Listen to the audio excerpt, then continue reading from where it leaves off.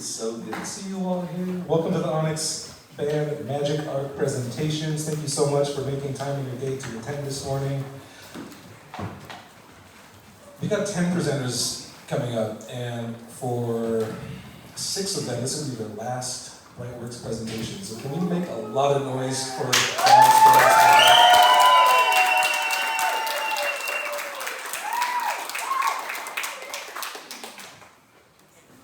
Thank you. Also, that lovely music that you were hearing is courtesy of Wilder. Let's give Wilder a hand. Wilder's one of the best I have the privilege of getting to collaborate with this amazing band of middle schoolers. A couple of quick housekeeping notes before we get started. In case we need to exit due to an emergency, you can exit the way that you came in. There's also an exit right here down the side stairs to my left. There's a restroom and water fountain right over there. And another through those doors on the opposite side. If you need to get up, please wait until the speaker is done with their presentation so you don't distract them or the audience. At the end of each presentation, we'll have time for about 3 or 4 questions from the audience, so please use that as an opportunity to find out more about their creative process or ask clarifying questions. If the presenters don't have time to answer your questions this morning, be sure to find them this evening at Expo to chat some more. All right, this morning you're going to hear all about the expression projects that the Onyx banders have been working on for the past 6 weeks. But what some of you may not know is that we've also been working on a big group project for the last 12 weeks. You'll get to see the final iteration tonight at Expo. And this morning I'll give you a little preview of that project, as well as some context and a peek behind the scenes. Our group project is called the Onyx of Time, and it consists of 2 main parts. The physical build that the students collaborated on, and the creative writing project that they did individually. For our Magic Art group project, Onyx Band invented a fantasy world full of magic. We wanted to have a project that would require all of us to pitch in, and that would be an arc-long project. We wanted to have a physical build, so we agreed to make a relief map on a 5 by 5 foot table that we constructed ourselves. We researched a variety of fantasy worlds and drew out our ideas before diving into making the map. However, the physical build was only one part of the project. Each student, as I said, also wrote a fantasy story that takes place in Onyx. We read excerpts from several sci-fi and fantasy novels to see how accomplished authors develop their characters, plots, and settings. We studied common fantasy character archetypes and researched fantasy world-building archetypes so that there would be a sense of cohesion and realism in our stories. In our fantasy world, the characters are dealing with the problem of magic going away in Onyx. Each story has a unique character who faces this problem in their own unique way. The stories ended up being between 3,000 and 6,000 words each, and when you read them, you're sure to laugh, cry, ponder, reflect, and get sucked into our Onyx of Time. Creating this world took a lot of work. After researching fantasy worlds, we drew maps. We had to build a table. Then we had to transfer our map onto the table and turn our 2D map into a 3D one. We paper maché'd and painted some more, added a lot of special features like a forest, desert, swamp, mountains, rivers, volcano, floating islands, and a cloud world. We got a lot of help from Rich, who helped us understand the science behind the world that we were building, and also supported us immensely with the physical build itself. Also got a lot of help from Ben, who taught us how to use the laser cutter and 3D printers in the Innovation Lab, which we used to make some more features for our world, like Castle Onyx, mushrooms for the mushroom bog, and the sign for our project. So tonight, I hope you'll take the opportunity to explore Onyx up close and read the amazing stories that the students wrote. You definitely won't have time to read them all tonight, but don't worry, I'll share a digital version so you can take your time reading them later. But now, let's get started with the student presentations, starting with Mara Tatsuo and Yashi.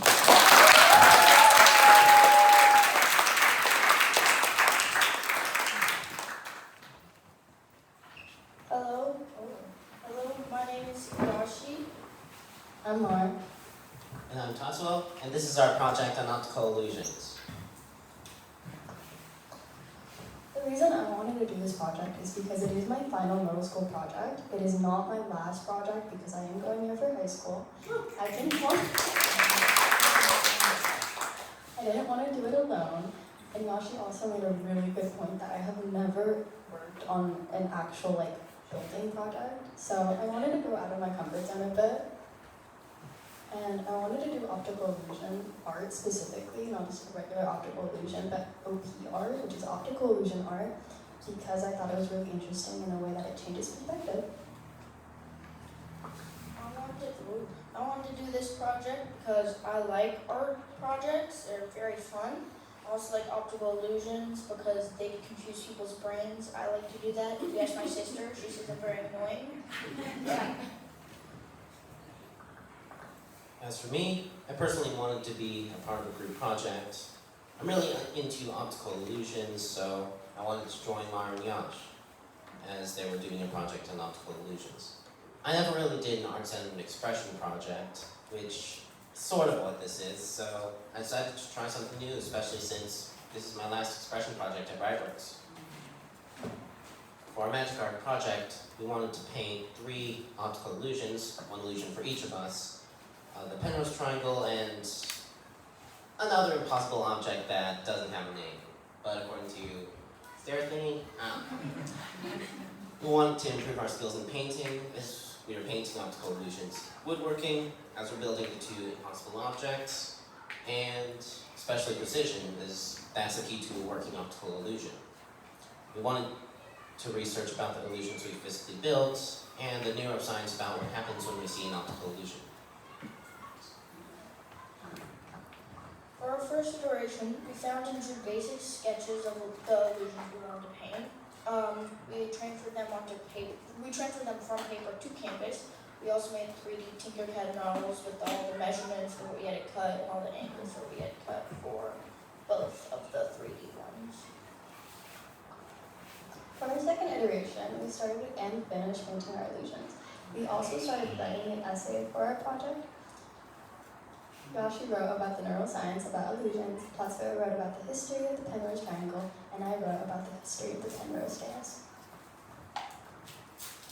For our final iteration, we drew the cut lines for both the triangle and the other impossible object, and we cut them out and built them out of wood. Josh had to motivate someone, aka this person right here, to work on our presentation. And then we finished our essays and painted the illusions. While I was researching, I learned about the different types of neurons that affect our brain when we see optical illusions. And I was surprised by the fact that your eyes and your brain don't talk the same language, and they get confused a lot, which I didn't know because I thought they were a lot more accurate. Also explained a lot. So if you look at this, your brain and your eyes, you probably see a rectangle. If you don't, then cool. But if you do see a rectangle, then that's because you have IC encoder neurons that basically the purple triangles are like your eyes. So they get the information. They tell the information to the higher visual area, which is the red triangle, but it doesn't send the image all the way. And so the red triangle gets confused, and when it sends it back down to the IC encoder neurons, it sends a wrong picture, which is the rectangle, not the 2 circles with indents, and which sends it back to the eyes, which makes it your eyes are seeing a rectangle and not indented circles. During my research, I learned about the woodcut spheres. I also researched the impossible stairs. Some things I learned while researching were they use geometrical patterns, for example, checkerboards. Then make it warp within a circle. This might be because they make the square slightly larger than the other ones, so it looks a little bit different. Shading helps a lot. It can make a 3D circle pop out. Impossible stairs. The concept was first created by Oscar Froissart in 1937 and was rediscovered by Leon and Roger Penrose in 1958. Fun fact, your brain fails to result the loop, so it restarts it. Through my research, I learned about the Penrose Triangle on the left, and gosh, come on. Anyway, as well as the illusion I painted, the cafe wall illusion in the center there. I learned a few things. You can physically build impossible objects, though they only work if you see them at a certain angle. The Penrose Triangle was first created by Oscar Reuterswald, and he is also known as the father of the impossible figure. However, the Penrose Triangle actually got its name from the people who popularized it, Lionel Penrose and his son Roger Penrose. Gray lines on the cafe wall illusion are supposed to appear slanted when they're actually parallel. If gray lines on the cafe wall illusion are not present, or if the black and white squares are changed to colors of lower contrast, like you see on the picture on the right there, the illusion is lost, and the lines in between the squares will appear parallel. Finally, the cafe wall illusion works best if you see the illusion, or part of it, out of your peripheral vision. I think the thing I'm most surprised to learn is the fact that the Penrose Triangle was originally discovered by Oscar Reuterswald, but popularized by other people. Then again, now that I learned it, it isn't as surprising. Still think it's really interesting though, so yeah. I was mostly worried when making this project that the triangle would break, which it did. It has a little crack, but it's still fine, still works. Yeah, yippee. If I had more time, I wanted to make my own illusion, which I did try. It doesn't look good. It's very bad. Yeah. I'm most proud of the way that my optical illusion turned out. I'm so happy with the way it turned out. I'm really proud that the illusion actually works. I did not assume it was gonna work, but it did, so yay! One thing I learned about myself was that I need more patience. I kept brushing the lines, so they kept messing up and they would just look so slanted, and it was not ideal. One of my biggest challenges was trying to be precise. Because I was rushing so much, it did not work out. Precision and not having patience is not a good combo at all. I overcame this challenge by getting help from Rob.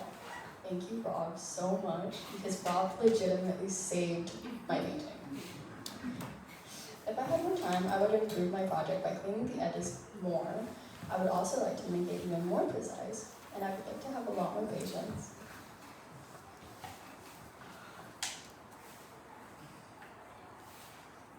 Come on. Alright. I'm most proud of the fact that I managed to paint an optical illusion that actually works, especially since this is the first time I'm doing a painting-based expression project, like I mentioned before.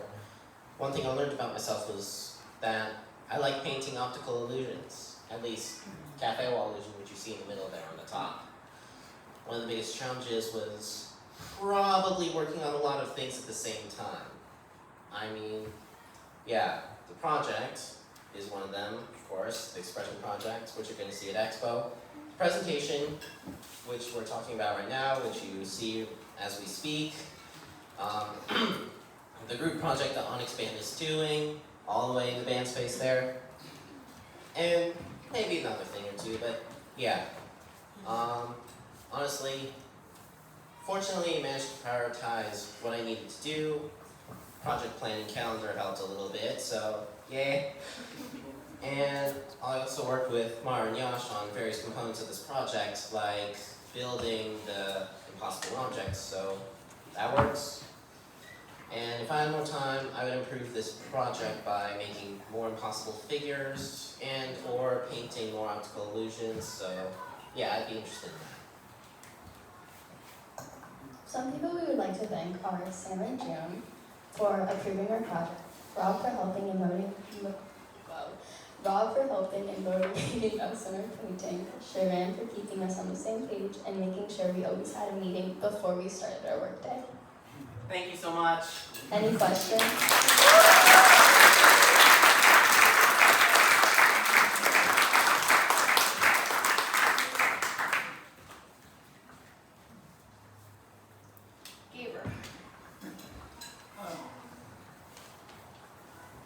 There's a recurring theme in our projects, which is where at this moment people get to reflect back on what they would do differently. I'm wondering, since you all have done multiple projects here, have you carried that realization about procrastination and not getting your project started in time onto your next project, or what do you think we could do to help you remember this moment when you start your next project? I think I have, personally, but I think also when you're working with a group, you have to make sure other people in the group also remember that. Is that what I'm remembering? That's me. Maybe. I'm not sure though. Who else? Any other questions? Asma? Tetsuo, since you were doing the cafe wall illusion, and you might have mentioned it and I might have missed it, and I apologize if that's the case, but why is it that when you switch from black and white to pastel colors, the illusion disappears? I might need some more time to think about that. I'll let you know. Get back to me on that. Brief that for me, please. Thank you. Micheline? I'm curious, two-part question. One, when was the first time you all saw an optical illusion in your lifetime? Do you remember it? And then also what is your favorite optical illusion? I saw my first one in the exploratorium. When you walk in, there's the Penrose Triangle just there. My favorite one is probably the Penrose Triangle. I think I saw my first optical illusion in the Chicago Kids Museum when I was 7. And if I remember correctly, I'm pretty sure it's just a really big apple next to an ant. And it looked really cool. Honestly, I don't really remember when I saw my first optical illusion or where. I just found one miscellaneously, and I honestly think they're really interesting. My favorite illusions, or one of them, I think Penrose Triangle, Cafe Wall illusion, and a couple other motion illusions as well. Mom. If you guys could make an optical illusion as a prank, what would you do? I would do one of those ones that's on the street, so it looks like there's a giant hole, and people walk on it and they get scared. I don't know if anyone has ever seen those rugs. It's kind of the same thing that you're talking about, but it's the optical illusion looks like it's sinking down, and it's so trippy. I would definitely do that. I don't really have any specific idea in mind, but I think it would involve some sort of distortion illusion. I think that's what it's called, where it looks like, we'll say a door is closed, but then something's painted on it to make it look like it is legit actually open when it isn't. Something like that, if that's what it's called, distortion illusion. Yeah, I think that's... And the next person Yeah. is Quinn.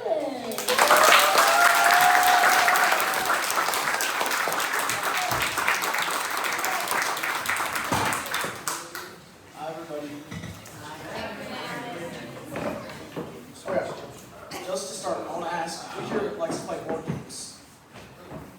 Nice. Okay, my project is Pirates vs. Wizards.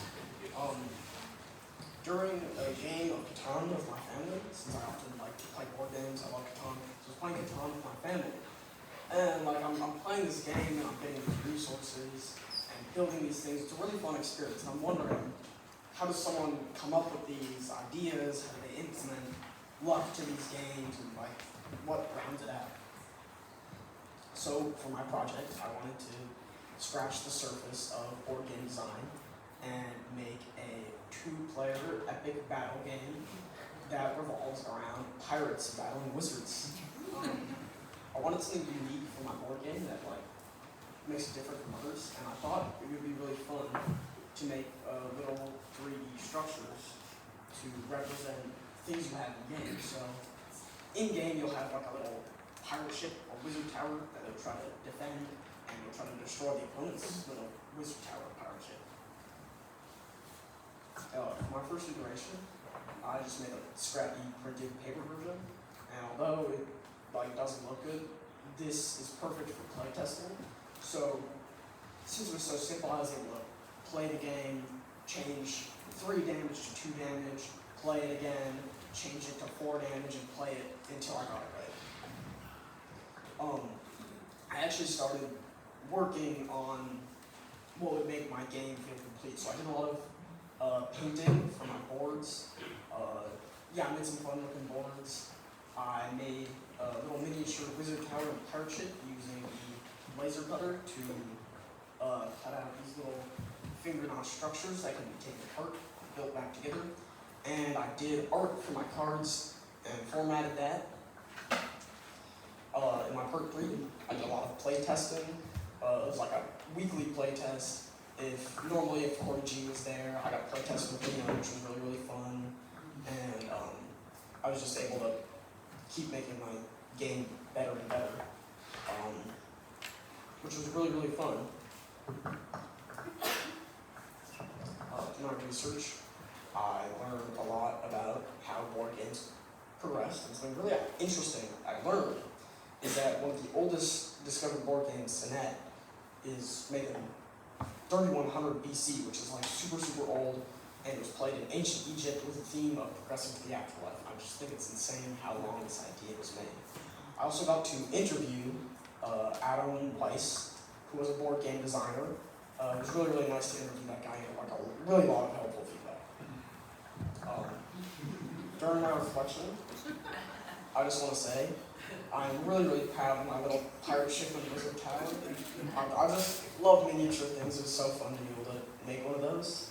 One of my biggest challenges was actually making those things, which made it more satisfying because for a while the laser cutter wasn't usable, so I had to find like workarounds until I could do that.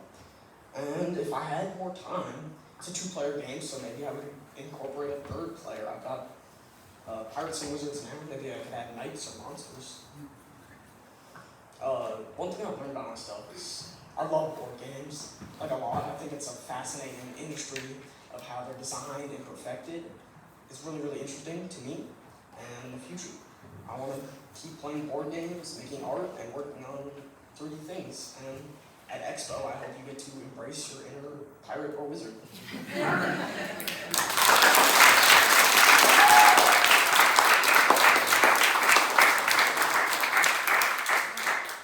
First up, 4 questions. I really want to thank Tito, Ben, Shaban, Gaver, Cam, Adam Weiss, and Corey G, and Rob.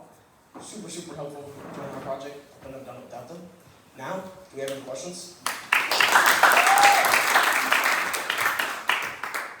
Yep.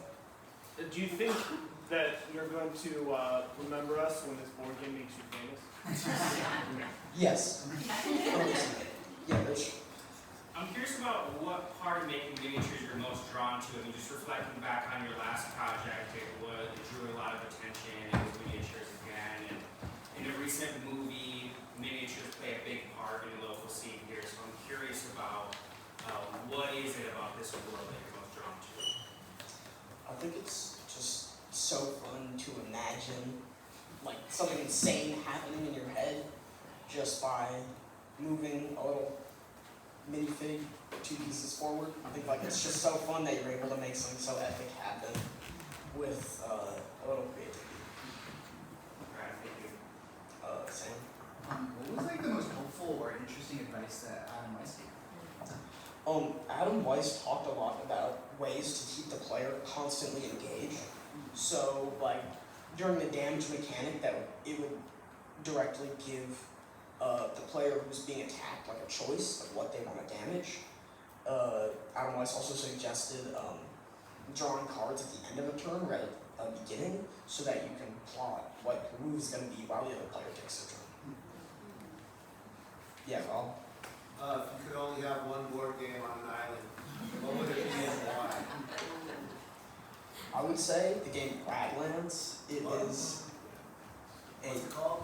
Radlands. Oh, Rad. It's a 2-player game about protecting camps to survive the apocalypse. Yeah, no, last one. Do you personally find it more fun to play wizards or pirates? Honestly, I really like playing both. I think I like pirates more, I gotta be honest. Thank you so much. Next, we have Kyle.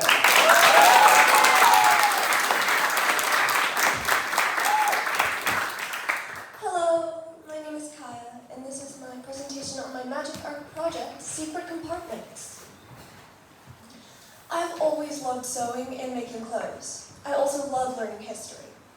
And for Magic Arc, I wanted to do a project that felt like it fell in line with my interests. I wanted to make something spectacular because this is my last project here at Brightworks.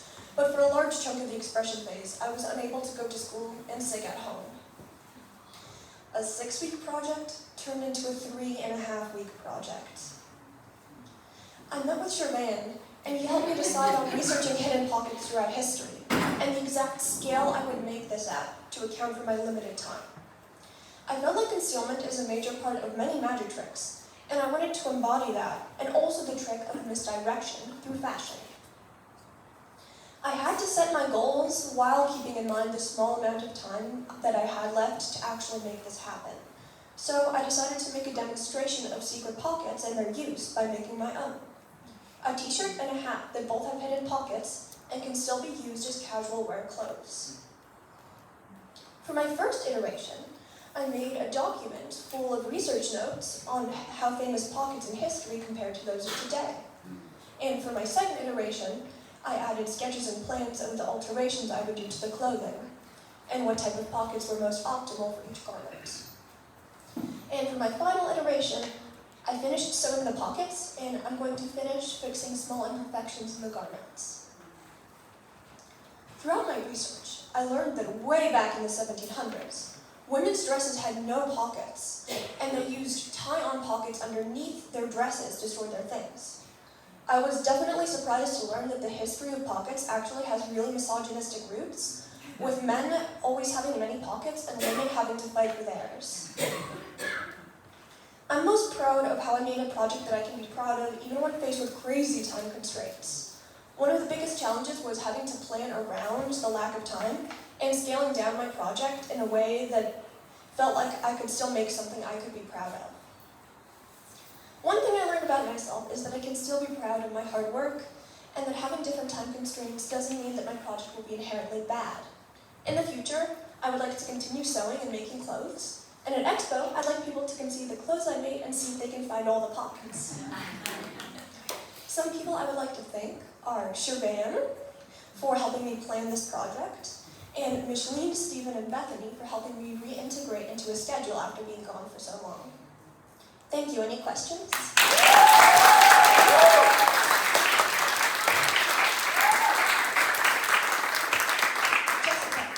Can you please tell us how many pockets we're looking for? So I know where to stop. How many pockets I made? I made 4 pockets, 2 in a t-shirt and 2 in a hat. Okay, thank you. Gaber. What are some reasons that people have made, besides magicians, what are some reasons you might have secret pockets in casual clothing? A big reason that I learned was to prevent theft. And there's this whole website about travel clothes to prevent theft in different areas, and that's where I learned a lot of the modern hidden pockets. Gaius. Do you happen to know what the image is called? Oh yeah, that's it's the popular character, but in like a funny way. What popular? Guys, you know. Rob. What gave you the idea to put a pocket in the hat, which I think is genius, by the way? I wanted to make a clothing item and an accessory, and I think that hats are something that nobody would expect to have a pocket in, and something that so many people wear. And I'm going to hand it over now to Will.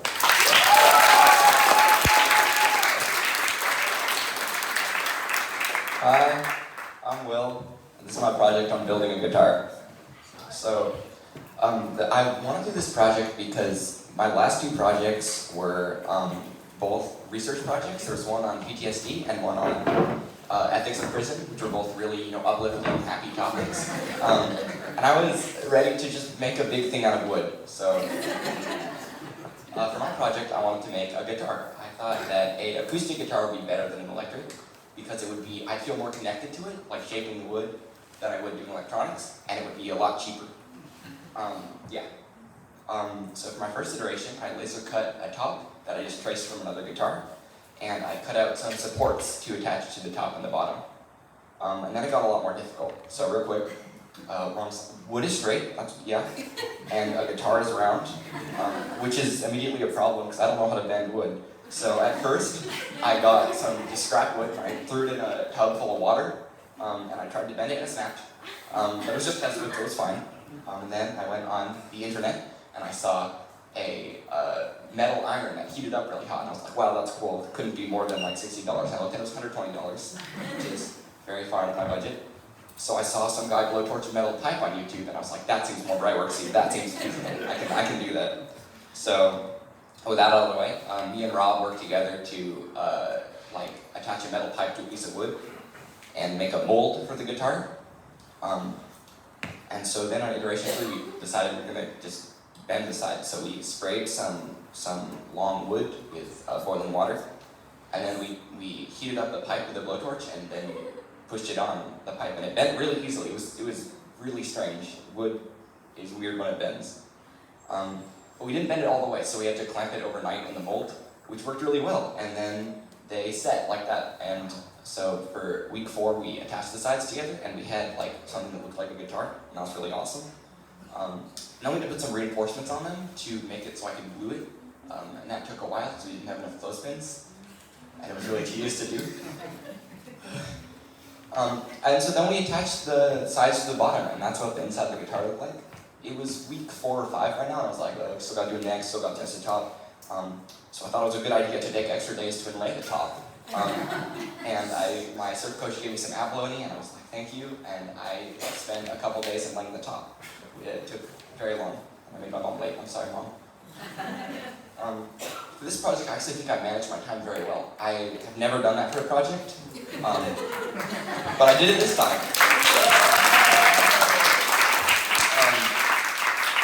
I knew that saying, look, here's 6 weeks, I want to build a guitar, it doesn't sound super feasible, so I spent a lot of time making a calendar, and I was like, you know what, I'm going to design this calendar so that it looks like I'm a week ahead, and if I do it, I'll be a week ahead.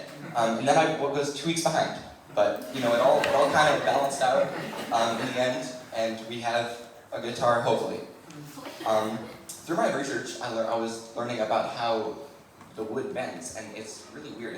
When you wet wood and then cook it, the steam sort of breaks down the wood fibers, and it makes it really like bendable. Like even after you take it off the iron, it's still really like malleable. And so me and Rob made a little circle, and that was kind of cool. Looking back on this project, I'm really proud of it. When I started it, I knew I could do it, but I was a little skeptical, and it turned out really well. I learned that it's important to take stuff slowly and not rush. That was really important, because every step of this project, if I messed up, I would not have a project. And it really helped me just learn how to take stuff slow.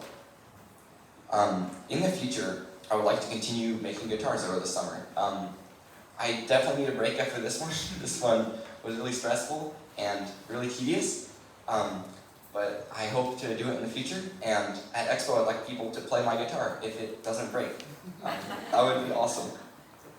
Gratitude, so many people helped me with this project. 2 of the really big ones were Rob and Tito. They helped my project so many times, it would have not worked without them.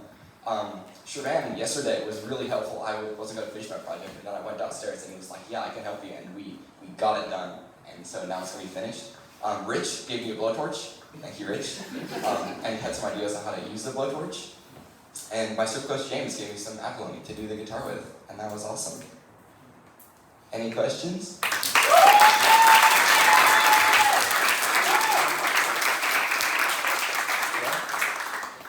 Are you concerned that you might get carried away playing the guitar someday and end up smashing it? Maybe. Maybe a little. Yeah, Quinn. What was your favorite part of the guitar to make? I like bending the sides. It was really warm. It smelled like pancakes for some reason. I don't know why. It was a really nice. Maybe I was just stressed. I don't know. It was a really fun process. Yeah. Well, before I was going to ask how this relates to magic, but the wood bending sounds kind of magical. But how did you pitch this to be in Magic Arc Junior?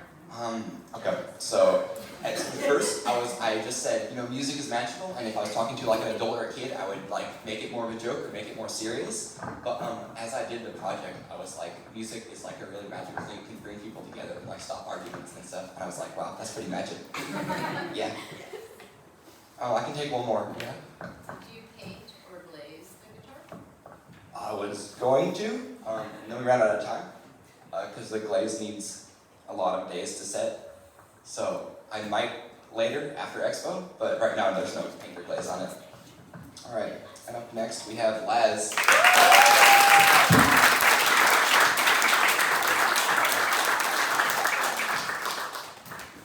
Okay, hi, I'm Laz, and this is my project on magic animals.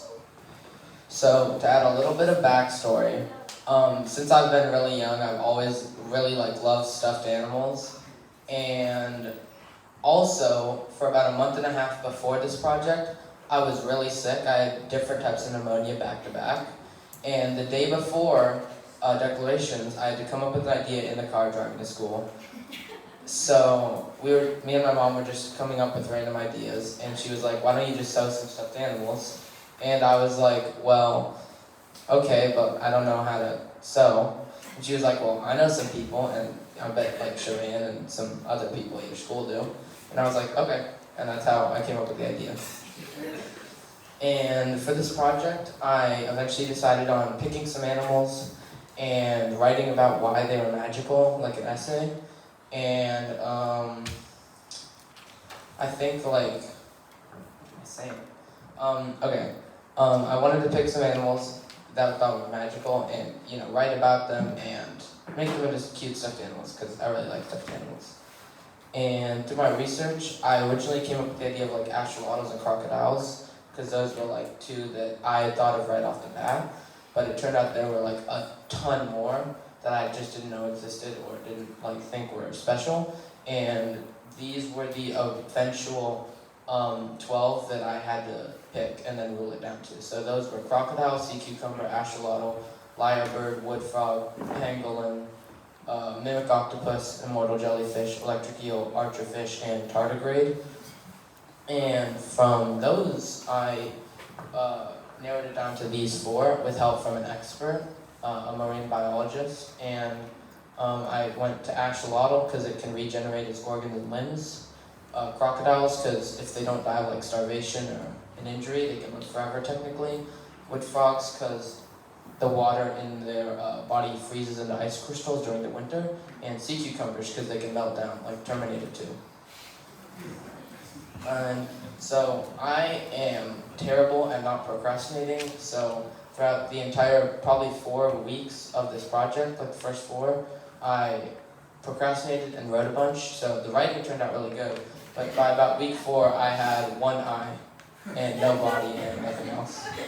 And I really had to pick up the pace, which turned out really good for the project, but sadly I only was able to make 2 of the 4 I wanted, which were sea cucumber and sea cucumber and wood frog. And they turned out great, but it was only 2, sadly. And I'm definitely most proud of how they actually turned out. Even if I didn't get to make as many as I wanted, I still think they were really interesting, and they turned out really good. And one of the main challenges was I ended up being really bad at cutting with scissors, because a lot of the scissors we had were dull, they weren't sewing scissors, and it was such a hassle, and it took forever. And I ended up putting it off more, which almost cost me only making 1. And obviously if I had more time, I would have made 3, 4, 5, whatever. And yeah, and then one thing I learned is, as much as I like doing this project, I was just not a fan of sewing. I thought it was kind of tedious, and I probably wouldn't do it, but at least I'm better than 99% of Americans. And in the future, I would like trying new things for projects, even if they're not like this, even if they're not like this hard or something I've totally never done. And at Expo, I hope people pet my stuffies and read about some stuff and learn some stuff. And people I'd like to thank are Sharon and Orly, who helped me a lot with sewing. That's the person who helped me with the machine sewing, that my mom's friend, and obviously Sharon. I couldn't have done this project without either of them. My mom, because she pretty much came up with the whole idea just off the dome. Rob, because he helped me with a lot of the smaller decision making of the 2 which to choose. And then Sean, who was my marine biologist expert, who helped me narrow it down to the 4. And Alex, the front desk person for always like giving me great feedback, and I knew who I would come to for the writing. Oh, and shout out to Andrew. And any questions?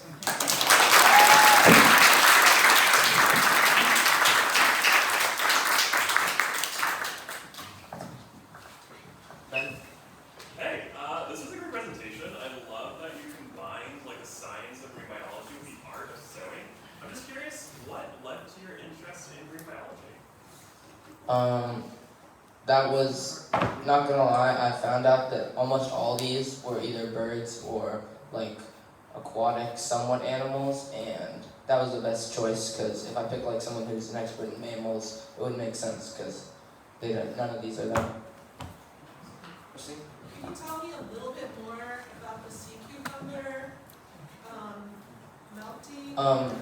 Yeah, so pretty much certain breeds of sea cucumbers have an ability to escape from predators. They can liquefy their body and organs and then kind of reform it up. And it's only in about 100 of the 1,700 species, but it's still really cool. I have two questions. One, when you were sewing by hand or by machine? And the second question is, would you ever eat a frog or a sea cucumber? I've never eaten frog or sea cucumber, and I don't plan to. And it was, the bodies were all like sewing machine, and then I did the eyes and like facial stuff for hand sewing. Sam?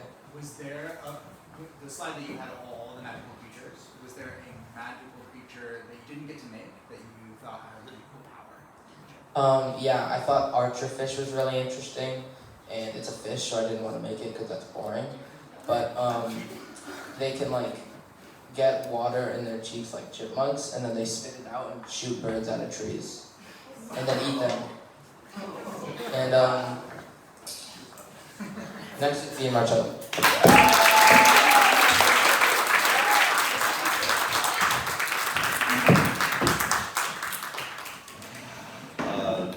Hi, my name is Marcello.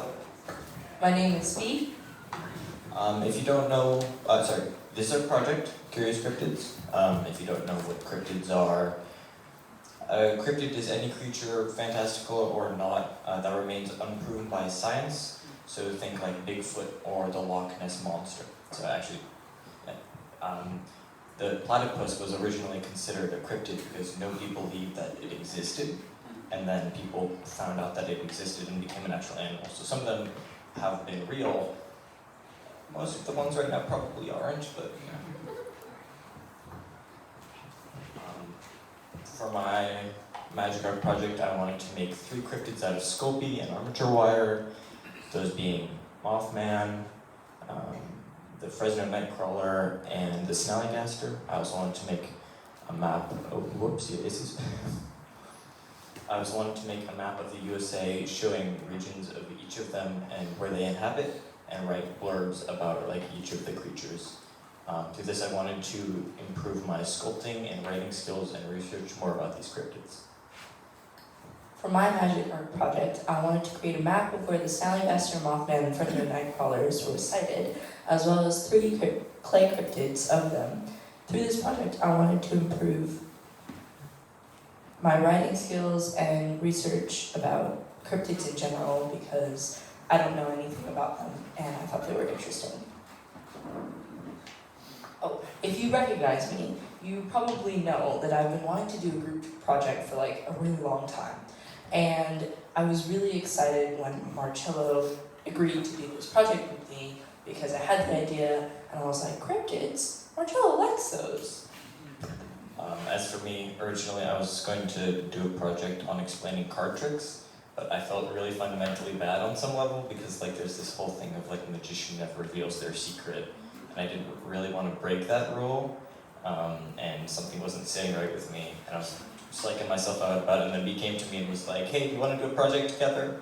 And I was just like, yes, you've saved me, thank you so much. And also I got to hang out with like my best friend, so.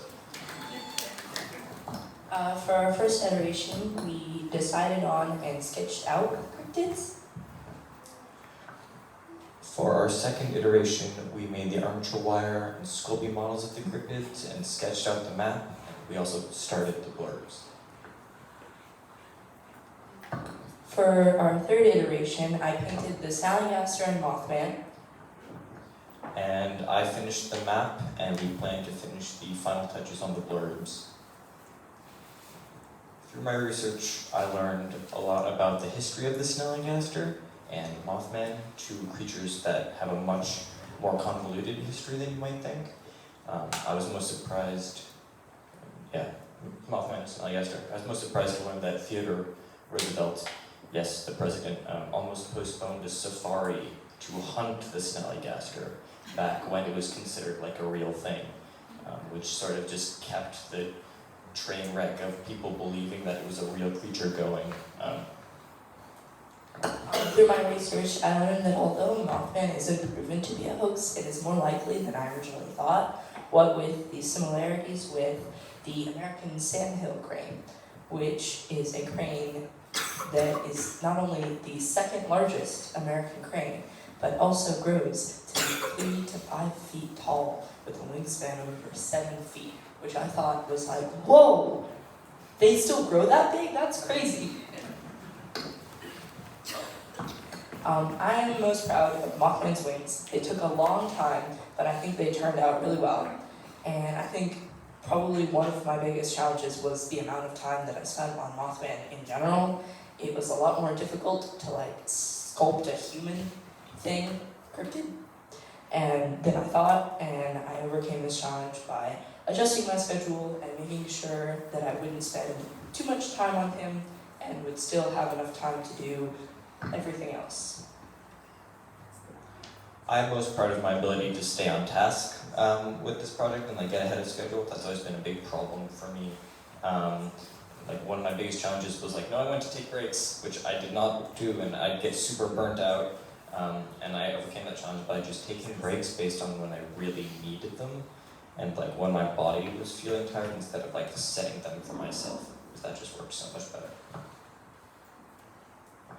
If I had more time, I would definitely improve my project by coloring the map and making more cryptids a part of this project, specifically Bigfoot and the knot deer.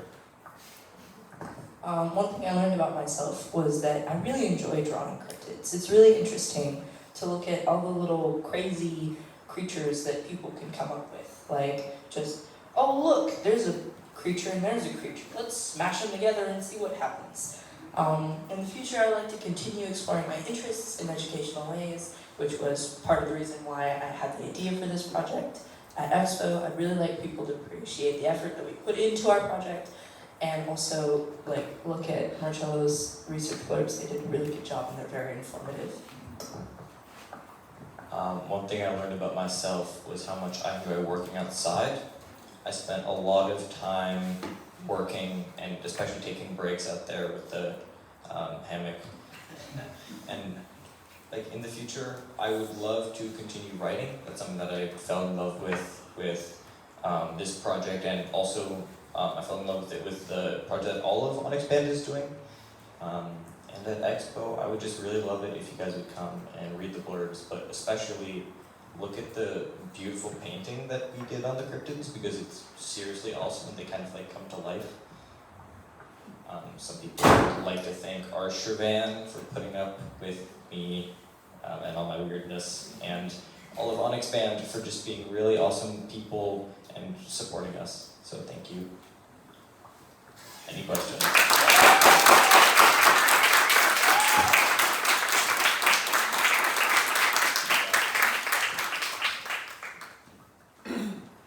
Yes. I'm curious, just through your research and through your process, if you have any insights of what draws us to cryptids and what motivates us to do those searches for those creatures.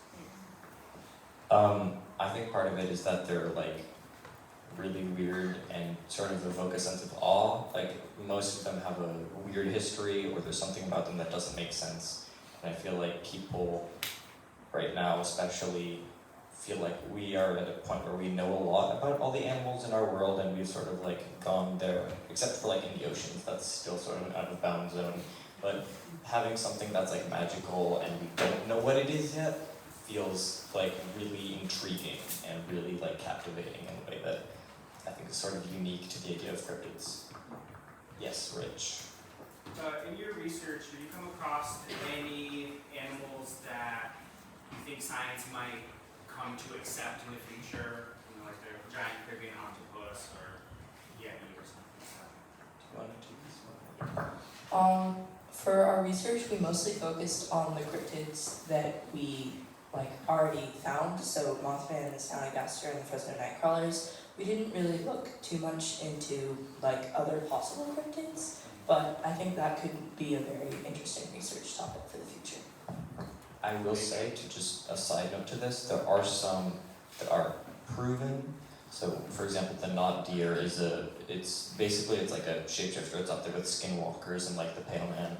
But they're just deer that act or look a little uncanny and are like really unsettling.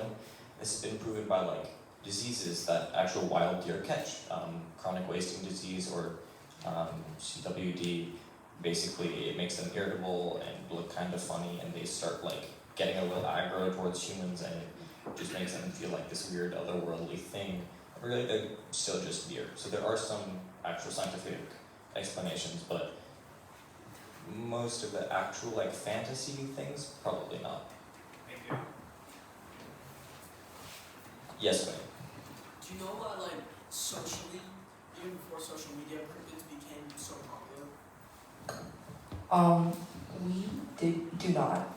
I had a personal hypothesis in that a lot of the cryptids that we were looking at for possible ones to make and research before we decided on those final three were in over there in the United States. I don't know how to say it, I forgot. And my personal hypothesis was boredom. A lot of the times when people get bored, they just decide to use their imaginations, and I think that's why. I think we're gonna have to cut it short here. Next up, we have Wilder.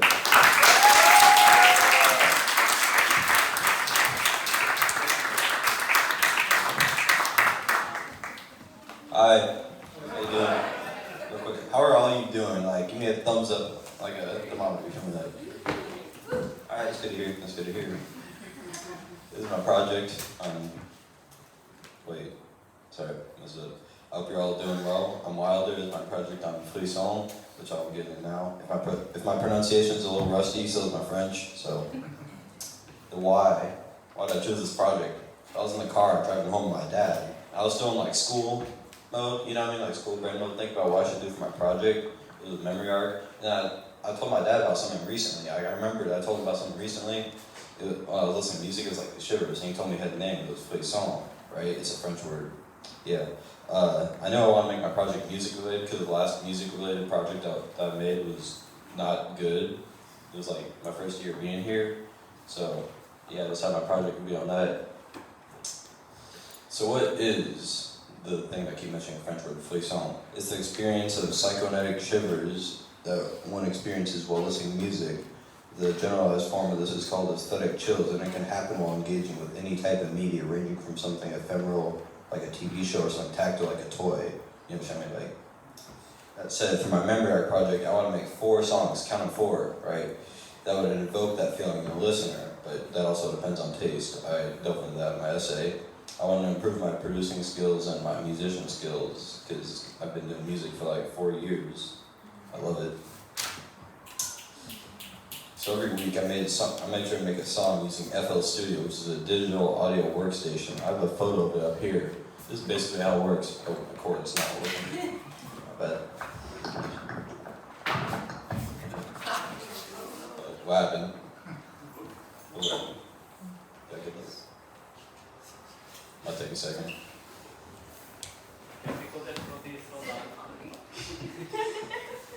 This is not cool.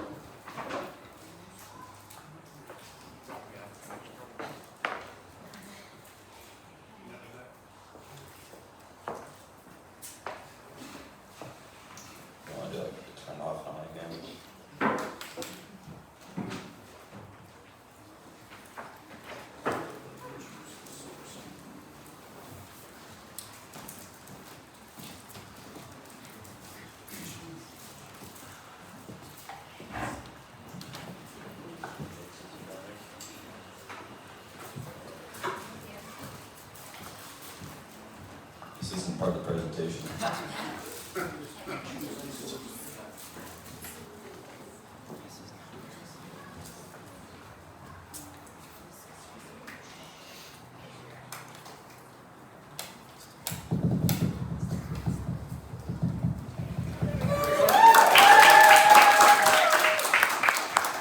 Alright, so I'm gonna explain how it works. FL Studio, right?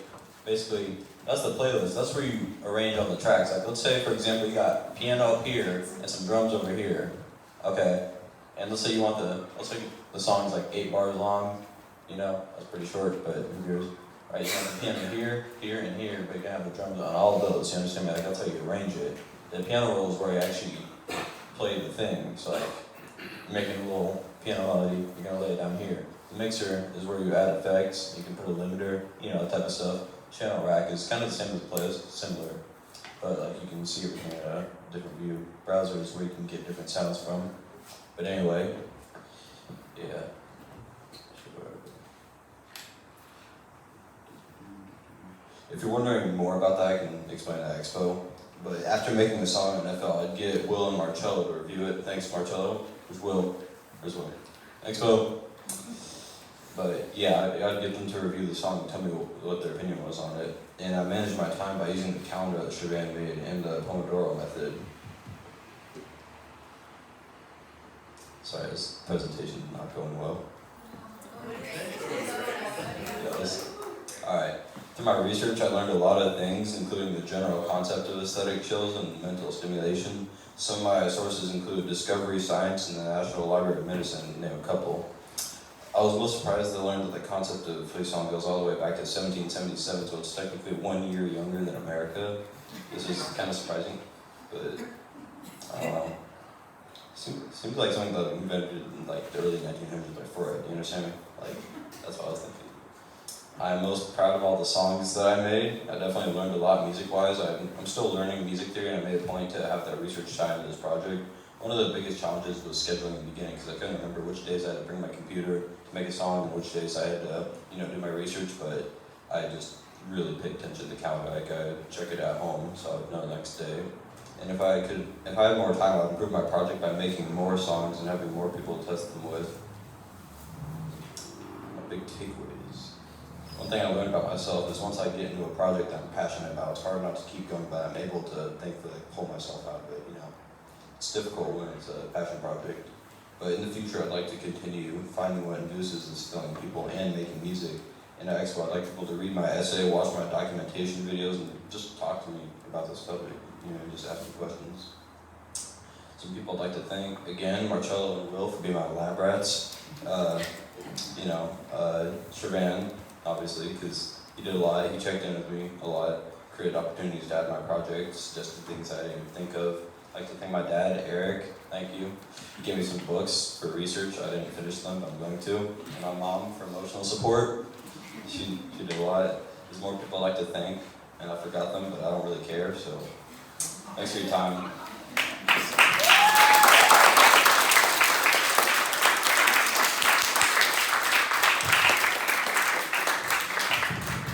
Got you.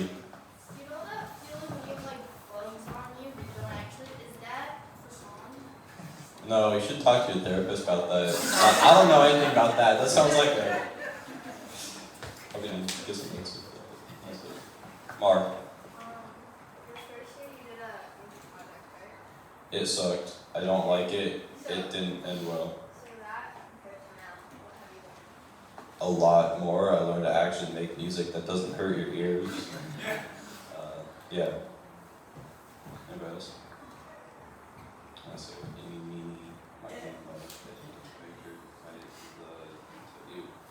Do we get to listen to your music tonight? At Expo, yeah, definitely. Feel it for song? Yeah, I'm gonna put it on like a special drive, you know what I mean? But I'm gonna have a link to that, like an unlisted thing, so ask me for that afterwards. Anybody else? Do you have a list of songs or music that you've heard that has given you that free song? I actually do. I made a document compiling it while I was working, So I have that doc. You wanna ask me for that too afterwards? I'm gonna do 2 more questions. You mentioned that particular feeling is usually attached to musical stimulation or auditory stimulation. And I think, if I'm not mistaken, you also said that it's possible with other forms of media. Is that Oh yeah. Okay. It's under the general library of aesthetic chills. Yeah, I mentioned like you're watching a TV show, you get that, you know what I mean? You got like a little fidget toy, you get that. So tactile, Yeah. visual. Yeah, it's just how you experience things. It is linked to neurodivergency. That's crazy. Anybody else? Last question. Did you find any songs that more people experience for songwriting than on average than others, like popular songs that like this one is a reliable producer? Yeah, I actually did. It also depends on taste, because everybody's got different tastes, but the general consensus is like really clean sounding stuff, you know what I mean? Like really harmonic, which I can't believe. Alright, next person, not anybody.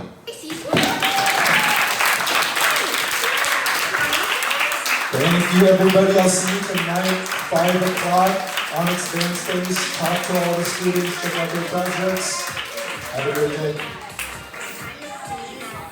It's time to clean up.